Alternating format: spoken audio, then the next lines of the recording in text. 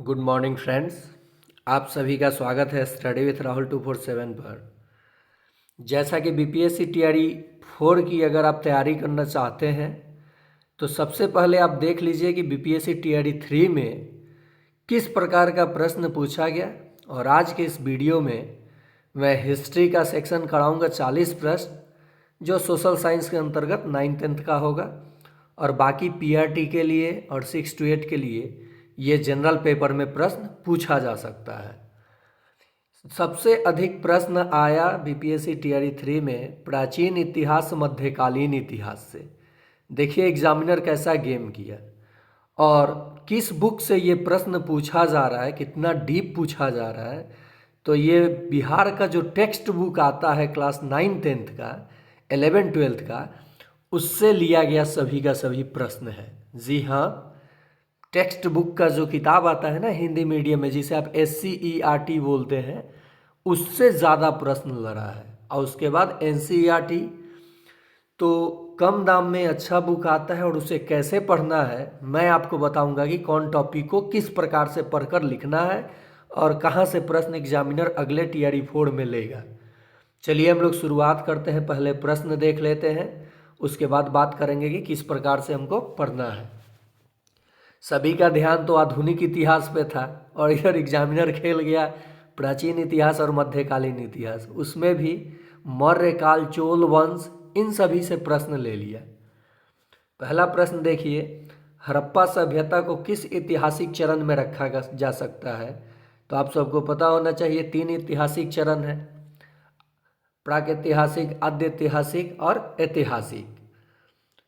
तो प्रागैतिहासिक में तो कुछ लिखा ही नहीं गया, अवशेषों से इतिहास पढ़ा गया। आद्य ऐतिहासिक में लिखा तो गया लेकिन पढ़ा नहीं गया, जिसमें हमारा सिंधु घाटी सभ्यता आ जाता है। उसके बाद ऐतिहासिक काल को 3 कालखंडों में बांट दिया गया, प्राचीन, मध्यकालीन और आधुनिक। तो एग्जामिनर आधुनिक यहाँ भूल ही गया है। चलिए आगे देखते हैं प्रश्न। सिंधु घाटी स्थल सूतकागेंडोर किस नदी के मुहाने पर स्थित है। तो ये दशक नदी के मुहाने पर स्थित है। 6 नंबर प्रश्न देख लेते हैं। अशोक को बौद्ध धर्म में दीक्षित करने का श्रेय किसे जाता है। बताइए किसे जाता है अशोक को। तो इसका उस समय मोगली पुत्र तिस्त के कारण अशोक बौद्ध धर्म के दीक्षा लिए थे। तो ये आंसर सी हो जाएगा।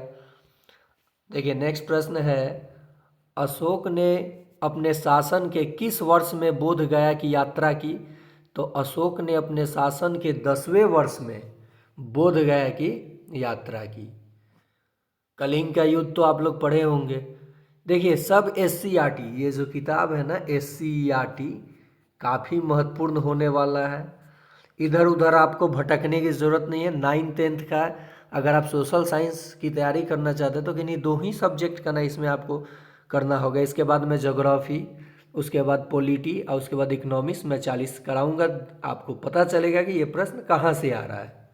पहले एनालिसिस कर लीजिए कि किस तरह से प्रश्न पूछा जा रहा है। और साथ ही साथ अगर अभी तक चैनल को सब्सक्राइब नहीं किए हैं तो सब्सक्राइब कर लें, बेल आइकन दबा लें। आपकी तैयारी में काफ़ी आपको योगदान होगा इस चैनल के माध्यम से। सिंधु घाटी स्थल तो ये तो आप कर लिए थे। नेक्स्ट प्रश्न है, सिंधु घाटी स्थल हुलास भारत के किस राज्य में स्थित है। तो हुलास जो है उत्तर प्रदेश यूपी में स्थित है। और यहाँ ऑप्शन है हरियाणा, राजस्थान, गुजरात। तो इसका सही जवाब हो जाएगा उपर्युक्त में से कोई नहीं। नेक्स्ट 8 नंबर प्रश्न देखते हैं। किस लघु शिलालेख में अशोक ने त्रिरत्न बुद्ध, धम्म और संघ। देखिए तो यहाँ एक और प्रश्न मिल गया है। बौद्ध धर्म के त्रिरत्न हैं तो बुद्ध, धम्म और संघ। तो अशोक ने किस शिलालेख में बुद्ध, धम्म और संघ में अपना विश्वास प्रकट किया है। तो आपको यहाँ बताना है भाब्रू या गुर्जरा या मस्की। तो इसका सही जवाब हो जाएगा ऑप्शन ए, भाब्रू। और अशोक के शिलालेख को सर्वप्रथम जेम्स प्रिंसेप ने पढ़ा था। किसने? जेम्स प्रिंसेप ने पढ़ा था। देखिए आपको मैं सीधे बोल रहा हूँ कि कैसे तैयारी करना है इतिहास सेक्शन का। मैंने सामाजिक विज्ञान के 2 सेक्शन का, जिसमें 40 में कम से कम 35 इतिहास में, अगर आप ज्योग्राफी ले रहे हैं, मैंने कुछ भी दो कोई भी ले रहे हैं 40-40-80, तो इसमें आपको 35-35 अंक लाना ही होगा, 70 मार्क्स। और जनरल पेपर से आपको 30 मार्क्स, तब 100 अंक आएगा, तब जा कर के मेरिट बनेगा। आगे देखते हैं। आगे प्रश्न है, मौर्य प्रशासन में संग्रहण के अधीन कितने गांव आता था? तो 100 गांव आता था। कितने गांव आता था? 100 गांव आता था। 4 नंबर प्रश्न देखिए, यूनानी साहित्य में चंद्रगुप्त मौर्य को किस नाम से वर्णित किया गया है? तो चंद्रगुप्त मौर्य को कहा जाता था सेंड्रोकोटस। क्या कहा जाता था? सेंड्रोकोटस। ऑप्शन सी बिल्कुल सही जवाब हो जाएगा। नेक्स्ट है, कौटिल्य अर्थशास्त्र में कितने प्रकार के गुप्तचरों का वर्णन है? कौटिल्य के अर्थशास्त्र में कितने प्रकार के गुप्तचरों का वर्णन है? तो सबसे पहले अर्थशास्त्र के लेखक तो कौटिल्य, विष्णुगुप्त आप कह सकते हैं। तो देखिए यहाँ इनके अर्थशास्त्र में 2 प्रकार के गुप्तचरों का वर्णन है। आगे देखते हैं प्रश्न को। किस यूनानी लेखक ने कहा कि एरियाना प्रदेश चंद्रगुप्त मौर्य के विवाह में दिया गया था? तो किसने कहा था? तो ये जस्टिन ने कहा था। ऑप्शन बी बिल्कुल सही जवाब हो जाएगा, क्योंकि सबसे ज़्यादा मौर्य काल में जब आप पढ़ेंगे चंद्रगुप्त मौर्य को तो जस्टिन का नाम सुनने को मिलता है। आगे प्रश्न देखते हैं। चलिए, इंग्लिश में प्रश्न है, इंग्लिश में भी आप देख सकते हैं कि मैं कौन सा ऑप्शन टिक कर रहा हूँ। देखिए, चोल वंश, मौर्य वंश और सिंधु घाटी सभ्यता से प्रश्न लिया गया ज़्यादा, और ये मध्यकालीन भारत से प्रश्न भी आया है, आप देखेंगे आगे। मौर्य काल में मुद्राओं के परीक्षण की जिम्मेदारी किसकी थी? तो रूप दर्शक की थी। किसकी थी? रूप दर्शक की। नेक्स्ट है 12 नंबर प्रश्न, मौर्य शासन में हिंदी के किस महीने से वित्तीय वर्ष प्रारंभ होता है? तो ये आषाढ़म, आषाढ़ यानी आषाढ़ से होता है, आषाढ़म लिखा हुआ है। चीनी लेखक के अनुसार किस वर्ष हर्ष ने मगध राज की उपाधि धारण की? तो ये देखिए, दरोगा के लिए यहाँ पे आप हिस्ट्री एसआई जो बहाली आने वाला है तैयारी कर सकते हैं। मगध राज की उपाधि किसने धारण की थी? तो हर्षवर्धन ने। किसने? हर्षवर्धन ने। तो कब ये धारण किए थे? तो इसका जो सही जवाब हो जाएगा वो 636 में धारण किए थे। कितने में? 636 में, जो कि ऑप्शन में नहीं है। तो इसका सही जवाब हो जाएगा उपर्युक्त में से कोई नहीं। नेक्स्ट प्रश्न देखते हैं, मौर्य शासन में हिंदी के किस महीने, तो आप देख लिए, वेनश्यांग के अनुसार हर्ष ने बिहार के किस स्थान पर एक पीतल का विहार बनवाया? विहार मतलब होता है घूमना, विहार। बौद्ध धर्म से ही बौद्ध धर्म के लोग विहार करते थे, और विहार का अर्थ होता है घूम घूम करके भिक्षा मांगना, घूमना, और विहार से ही बना है अपना बिहार। तो किस स्थान पे इन्होंने पीतल का विहार बनवाया? तो ये नालंदा में। कहाँ? नालंदा में। अगर आप टूरिस्ट के लिए घूमने जाना चाहते हैं बीपीएससी टीआरई 4 में ज्वाइन करने के बाद, तो नालंदा एक बार ज़रूर जाइए, शीशा का ब्रिज ज़रूर घूमिए, और लक्ष्मण झूला पे भी चढ़िए, गर्म कुंड में नहाइए। तो चलिए आइए आगे प्रश्न देखते हैं। अगला प्रश्न है, मौर्य काल में कितने नागार्जुनी पहाड़ी पर कुछ गुहा विहार का निर्माण करवाया? मौर्य काल में कितने नागार्जुनी पहाड़ी पर कुछ गुहा मतलब पहाड़ी में विहार करते थे, रहते थे, विहार का निर्माण करवाया? तो ये किसने कराया था? तो दशरथ ने। अगला प्रश्न है, कितने महीने तक ह्यान त्सांग नालंदा में ठहरा और अध्ययन किया? नालंदा विश्वविद्यालय दुनिया का सबसे प्राचीन विश्वविद्यालय था, तो कितने साल तक इन्होंने यहाँ रह कर के पढ़ाई किया था? तो पूरे 1 वर्ष यानी 12 महीना। कितने? पूरे 1 वर्ष यानी 12 महीना, जो कि ऑप्शन में नहीं है, तो इसका जवाब हो जाएगा उपर्युक्त में से कोई नहीं। चलिए नेक्स्ट प्रश्न देखते हैं। हर्ष एवं पुलकेशिन द्वितीय के मध्य संघर्ष का वर्णन करने वाला एहोल अभिलेख। देखिए एहोल अभिलेख से भी प्रश्न आ गया। अभिलेख क्या होता है? पत्थरों पे जो पिलर्स पे लिखा हुआ चीज़ होता है ना, उसे अभिलेख, क्योंकि उस समय कागज कलम तो नहीं था ना इस समय के तरह। तो अभिलेख के लेखक कौन है? तो ये रवि कीर्ति हैं। कौन? Option A Ravi Kirti. Next है, गुप्त काल में नालंदा विश्वविद्यालय की स्थापना कौन था? संस्थापक कौन था? स्थापना कौन नहीं। तो कुमार गुप्त थे। गुप्त वंश के राजा कुमार गुप्त ने 5वीं सदी में इसकी स्थापना की और 12वीं सदी में बख्तियार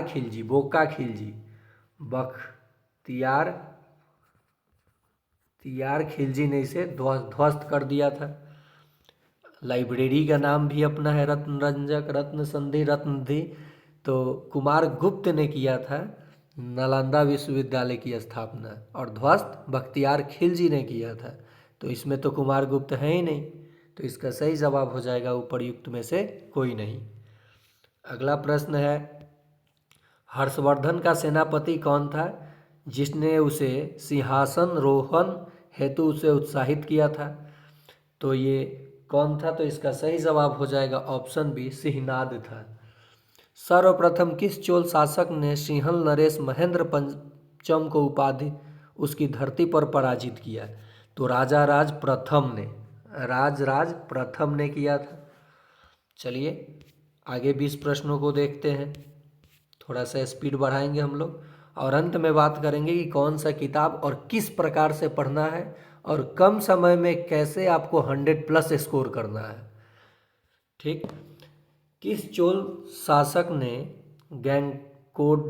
चोलपुरम नामक एक नई राजधानी की स्थापना की थी? किसने किया था? तो ये राजेंद्र प्रथम। इसका सही जवाब होना चाहिए, क्या होना चाहिए? राजेंद्र प्रथम।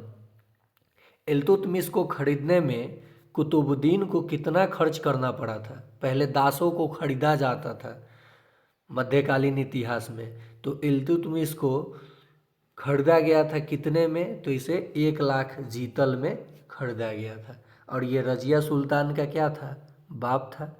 आपको पता होना चाहिए कि कुतुब मीनार का निर्माण कुतुबुद्दीन ऐबक, लेकिन बाद में इल्तुतमिश ने उसे पूरा कराया था। चलिए आगे देखते हैं कौन कौन सा टॉपिक पढ़ना है बीपीएससी टियर 4 के लिए। उसके लिए मैं स्पेशल अलग से वीडियो बनाऊंगा, प्रश्न सेट करूंगा ठीक इसी प्रकार से जैसे ये प्रश्न, क्योंकि दृष्टि के बुक में भी ये सारी चीज़ें मिलेगा, लेकिन दृष्टि के बुक में ज़्यादा पढ़ना पड़ेगा। और जो टेक्स्ट बुक है बिहार पब्लिकेशन का, टेक्स्ट बुक नाम से जो किताब आता है 9th 10th का, 11th 12th का भी ले लीजिएगा इतिहास का। अगर आप इतिहास ज्योग्राफी माने उस सब पतला पतला किताब आता है और उसे गहन अध्ययन करना होगा और बीच बीच में आपको नोट्स लिखना होगा। 30 दिन या 35 दिन आप ये काम कीजिए ना, देखिए ना प्रश्न कहाँ से पूछ रहा है, आप धराधर जवाब दीजिएगा। लेकिन हाँ, इस बार पूछा है मध्यकालीन प्राचीन, तो हो सके कि अगले बार एग्जामिनर खेल जाए आधुनिक भारत के इतिहास, तो हम लोग तीनों सेक्शन को कंप्लीट करेंगे। चलिए अगला प्रश्न है, किस चोल शासक ने अपनी राजधानी में राजेश्वर महेंद्र मंदिर का निर्माण करवाया? किस चोल शासक ने अपनी राजधानी में राजेश्वर मंदिर का निर्माण करवाया? तो देखिए मंदिर से भी प्रश्न देखने को मिल गया। इसका सही उत्तर हो जाएगा राज प्रथम ने। किस वर्ष बगदाद के खलीफा ने इल्तुतमिश को मान्यता प्रदान की? तो ये किस वर्ष प्रदान किए थे? तो इसका भी सही जवाब हो जाएगा ऑप्शन सी 1229 में। कब? सॉरी दोस्तों, 1900 निकल गया। ज़्यादातर आधुनिक इतिहास पढ़ने का आदत लगा हुआ है, एग्जामिनर तो इस बार खेल गया है प्राचीन और मध्यकालीन से। आपको हमेशा रिवीजन करते रहना होगा। किस चोल शासक को समकालीन लेख में चोल नारायण कहा गया है? तो इसका सही जवाब हो जाएगा ऑप्शन सी, राजराज प्रथम को। ठीक है, आ गया प्रश्न, दिल्ली में कुवत उल इस्लाम मस्जिद का निर्माण किसने करवाया था? तो ये कुतुबुद्दीन ऐबक ने करवाया था। गुलाम वंश का मामलुक वंश के संस्थापक कौन था? तो कुतुबुद्दीन ऐबक। और अंतिम शासक कौन था? तो शमसुद्दीन कैमुर्स था। चलिए आगे देखते हैं प्रश्न, सर्वप्रथम इल्तुतमिश को कहाँ का गवर्नर बनाया गया था? तो इसे बदायूं का गवर्नर बनाया गया था। नेक्स्ट है, दिल्ली सल्तनत के इतिहास में किस अवधि को चालीसा का शासनकाल कहा जाता है? तो इल्तुतमिश के काल को, यानी 1236 से 1266 के काल को चालीसा का शासन कहा जाता है। और उसी चालीसा दल का एक लीडर था, कौन? बलबन, जिसका बहाउद्दीन नाम था। और ये बलबन ने चालीसा दल का विघटन कर दिया। सिजदा एवं पैबोस किसने लागू किया था? तो ये बलबन ने लागू किया था। चलिए आगे देखते हैं प्रश्न। अगला प्रश्न है, किस स्थान पर इल्तुतमिश ने गजनी के ताजुद्दीन यह-दौज को बुरी तरह पराजित किया एवं बंदी बना लिया? किस स्थान पर यह किया था? तो इसका सही जवाब हो जाएगा तरायन। क्या हो जाएगा? तरायन। नेक्स्ट प्रश्न है, किस सुल्तान के अधीन नाइबे ममलिकात का नया पद सृजित किया गया? तो इसका भी सही जवाब हो जाएगा ऑप्शन बी, मुइजुद्दीन बहराम शाह। चलिए, और आखिरी पड़ाव पे हम लोग पहुंचते हैं। आखिरी पड़ाव मतलब ये 31 से लेकर 40 तक के पूछे गए इतिहास के प्रश्नों पर। और साथ ही साथ मैं आपको बता दूं, क्लास यानी PRT 1 to 5 में जितने भी प्रश्न पूछे हुए हैं मैथ्स का, मैं उसका सॉल्यूशन करा चुका हूँ ट्रिक से और मेथड से। 6 to 8 का भी 40 का 40 प्रश्न, और साइंस भी 6 to 8 का करा चुका हूँ। 9th-10th का मैथ साइंस सभी का प्लेलिस्ट आपको प्लेलिस्ट चैनल में मिल जाएगा, या प्लेलिस्ट का लिंक भी मैं आपको डिस्क्रिप्शन बॉक्स में दे दिया हूँ, आप वहाँ से वीडियोज़ को देख सकते हैं। और जनरल पेपर की तैयारी कैसे करनी है उसका भी वीडियो आपको डिस्क्रिप्शन बॉक्स में मिल जाएगा, और प्लेलिस्ट है ही, उसमें सभी के सभी वीडियो पड़ा हुआ है।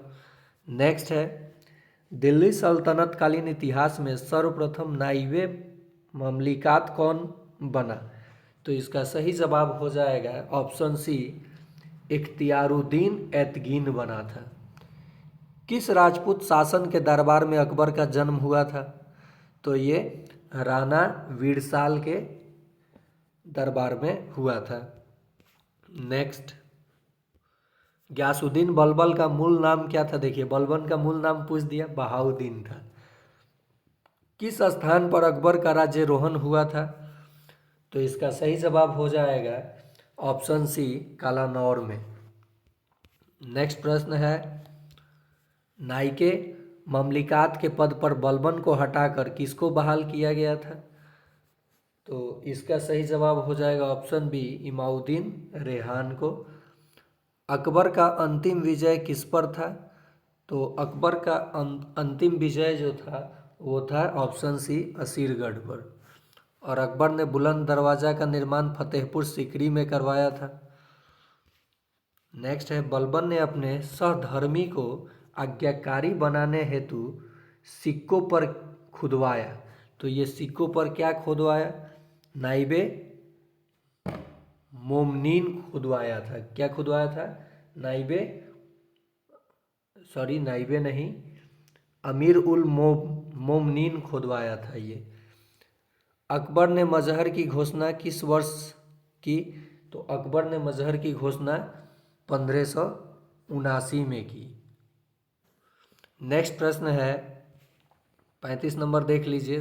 हाँ, अकबर ने बुलंद दरवाज़ा कहाँ बनवाया? तो ये फतेहपुर सीकरी, गुजरात विजय के उपलक्ष्य में फतेहपुर सीकरी में ये बनवाया था, जो कि ऑप्शन में नहीं है। तो इसका सही जवाब हो जाएगा उपर्युक्त में से कोई नहीं। देखिए, यहाँ मामलुक वंश या दास वंश, या इसी को कहा जाता है गुलाम वंश। देखिए, नया नाम मिला ना आपको। तो गुलाम वंश का अंतिम शासक कौन था? तो ये था शमसुद्दीन कैमूर्स। ऑप्शन ए ही सही जवाब हो जाएगा। तो ये था आपका इतिहास के 40 महत्वपूर्ण प्रश्न जो कि पूछा गया था। मध्यकालीन इतिहास, प्राचीन इतिहास और उसमें भी मौर्य काल, चोल वंश और ये आपका दिल्ली सल्तनत और मुगल काल। तो आपको ये तो पढ़ना ही पढ़ना है, लेकिन अगले बार एग्जामिनर खेलेगा आपके दिमाग से, कहेगा सारे बच्चे इधर मूव करेंगे तो हम पूछेंगे आधुनिक भारत के इतिहास से प्रश्न। समझ गए? तो हम लोग आधुनिक सेक्शन भी क्लियर करेंगे SCERT बुक के माध्यम से, ना कि प्राइवेट बुक दुनिया भर का बुक है। कितना पढ़िएगा भाई, किताब ही खरीदिएगा ज़िंदगी भर, किताब नहीं खरीदिए। आपके घर में जो बच्चे 9th-10th में पढ़ रहे होंगे उनका किताब SCERT का लीजिए। प्राइवेट बुक भी आप उसका ले सकते हैं, भारती भवन आता है, लेकिन उतना भी नहीं पढ़ना है आपको। SCERT और NCERT हिंदी मीडियम में लेना है। और उसे कैसे पढ़ना है, मैं हूँ ना, मैं वादा करता हूँ कि जिस प्रकार से एक पेज पर मैं बना के दिखाऊंगा आप लोगों को, वीडियो बनाऊंगा कि कैसे पढ़ना है, कैसे आपको चीज़ों को लिखना है, और कम समय प्रतिदिन 2 घंटा कम से कम पढ़ करके कैसे 100+ स्कोर करना है। और मैं अपने बारे में बता दूं, बहुत सारे लोग सोच रहे होंगे ये तो प्रश्न देख लिए, आंसर देख लिए तो करा रहे हैं। मैं खुद BPSC TRE में सेलेक्टेड कैंडिडेट हूँ, टीचर हूँ, और उसके बाद मैं क्या तैयारी करता हूँ, कैसे पढ़ता हूँ, ये भी मैं चर्चा करूँगा किसी दिन लाइव आ करके। तो विश्वास होगा आप लोगों को, चाहे नहीं भी हो तो आप लोग अपने फ़ायदा के लिए चीज़ों को देखिए। ठीक इसके बाद मैं ज्योग्राफी का सेक्शन लाऊंगा, फिर इकोनॉमिक्स का, और फिर पॉलिटी का। ये आजकल जो प्रश्न SSC GD ये सब में पूछा जा रहा है, वैसे प्रश्न नहीं पूछता है BPSC TRE में, ये बहुत डीप पूछता है। और किताब का अध्ययन आप किए हैं, क्योंकि उन्हीं किताबों का अध्ययन आपको बच्चों को कराना है, तो वहाँ से ये प्रश्न ले रहा है। इसलिए आप यही किताब कम दाम में लीजिए और अच्छे से तैयारी करके अपने सपनों को पूरा कीजिए। और कैसे करना है इसकी जानकारी अगर आपको चाहिए तो आप इस चैनल को अभी सब्सक्राइब कर लें और बेल आइकन दबा लें। प्रीवियस सारा प्रश्न पत्र मैं करा रहा हूँ और आपको प्रैक्टिस सेट भी कराऊँगा। आज के लिए इतना ही।